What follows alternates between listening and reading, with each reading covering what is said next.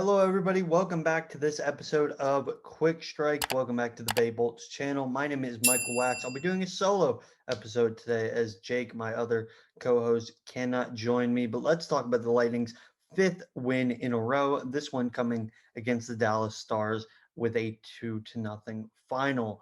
Firstly, let's talk about Andrei Vasilevskiy, the king, the best goalie in the NHL right now, with his third consecutive shutout, stopping all 28 of Dallas's shots. He was by far the Lightning's first star of tonight's game and bailed them out on a couple of occasions. Was he a messiah throughout the entire game? Not necessarily. I thought the Lightning played a decent first period, but other than that, the Lightning were pretty much bailed out by Andrei Vasilevskiy, who made a couple of grade A saves. Now, the second big positive actually transitions a little bit into the negative of tonight, the big overarching negative. The second big positive that we found was the penalty kill. Continues to be a positive for the Lightning this season. Now has killed off 17 straight penalties for the Lightning, which is just unbelievable considering that when they were coming into tonight's game, which the penalty kill was immaculate once again, they weren't even the top penalty kill in the league. They were at 88.1%, and Colorado was above them ever so slightly at 88.3%. So the Lightning took it upon their mission to basically say, okay, we're going to get past Colorado in the penalty kill department, killing off all the penalties that they took. But that brings me to my negative, the biggest negative of the game. They took way too many penalties. Once again, the Lightning's key problem when it comes to what they need to focus on for the rest of the season, if they are going to be the best team in the league, has to do with penalties. We've talked about this for ages on the Bay Bolts channel, whether it's me, whether it's Jake. It seems like this is a team that takes too many penalties in an opportunity for them to kill off as many penalties as possible. But they took three again today.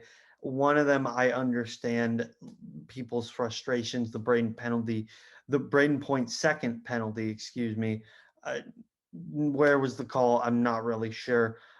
But the penalty kill is doing its job now. But later in the season, will they continue to do their jobs if they are more fatigued? We don't know, and it does help that the Lightning have so many forward lines they can roll out, as we've talked about on previous episodes. But you don't want to tire any of those lines out when you get to game 50, 55, the playoffs. That is the type of thing that worries myself and Jake and the rest of the Lightning fan base when it comes to problems that the Lightning may have. One more big positive from today's game is Andrei Palat. Palat had a really solid game as a two-way player. And one of the things that I will always remember from last year's Stanley Cup finals or Stanley Cup playoffs is the quote from NBC during game 3 of the Tampa Boston series, where they said, if you're the opponent, you want Andre Palat to shoot the puck.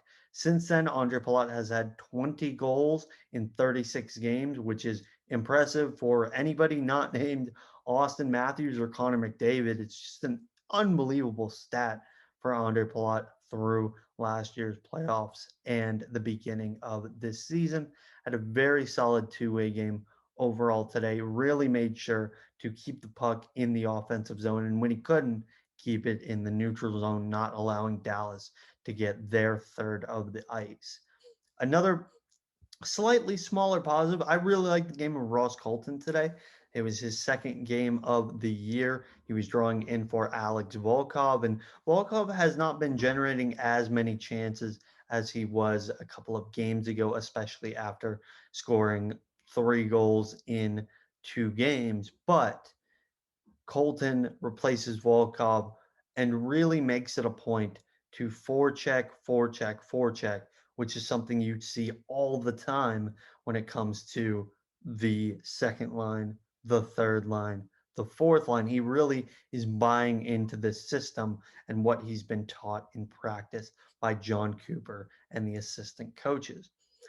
As far as the negatives go, we've already talked about the biggest one, which is penalties. I know they only took three, but three is in that ballpark of, okay, you're taking a little too many.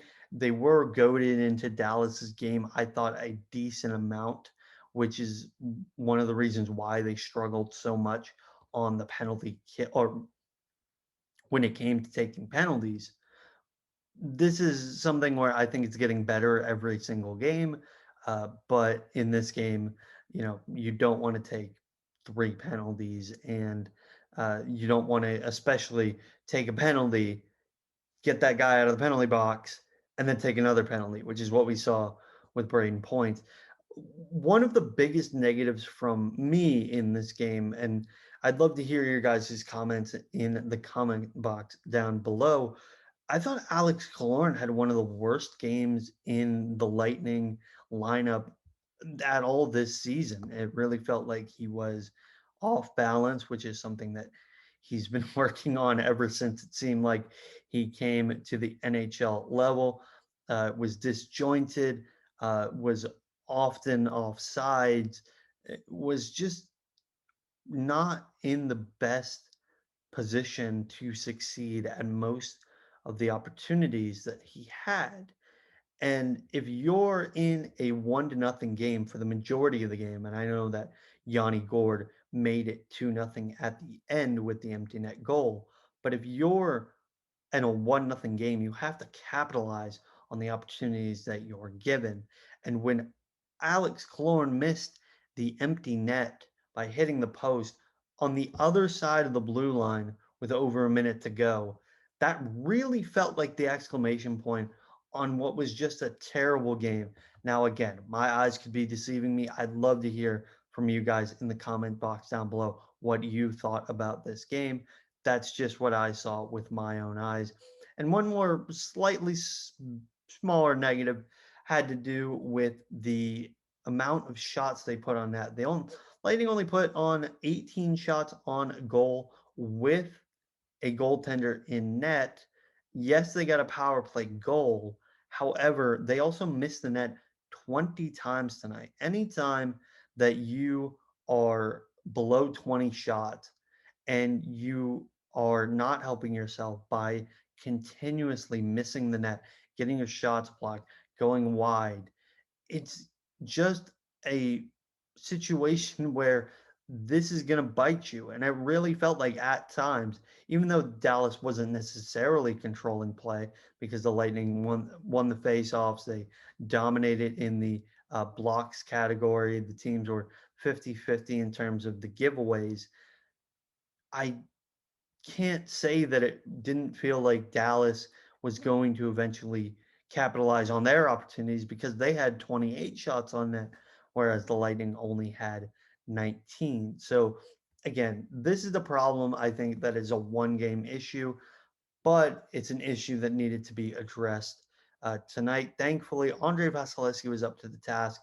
100% the biggest star of the night for either side, probably in any game, because he's slowly turning into the best goaltender in NHL history in the public's eyes, even though you and I already knew that. So that is going to do it for this episode of Quick Strikes. Thank you so much for watching. Don't be afraid to like, share, and subscribe. Ring that bell for notifications. Comment down below. Let me know what you thought was the positive, the negative from this game, what you thought about individual players.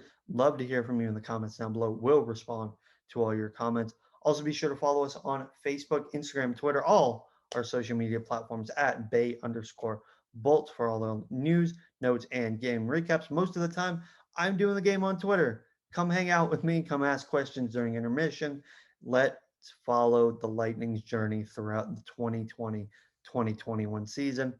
And let's not forget that the Tampa Bay Lightning are your defending Stanley Cup champions. Go Bolts. Have a great day.